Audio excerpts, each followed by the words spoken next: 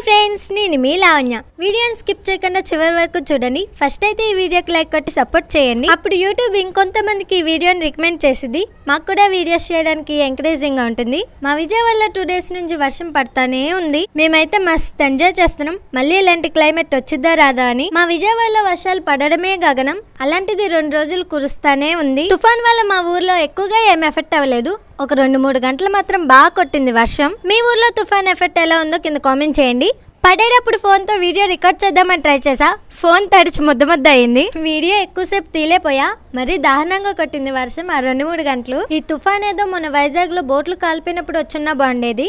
ఆ fire accident జరగకుండా ఉండేది. పడాల్సినప్పుడు పడవు, వద్దన్నప్పుడు కురిసేస్తే ఈ వర్షాలు. చూడండి, క్లైమేట్ ఇలా ఉంది కదా, సడన్ గా చేంజ్ అయిపోయింది. అప్పుడు తీసిన వీడియో ఇది, చూసేయండి.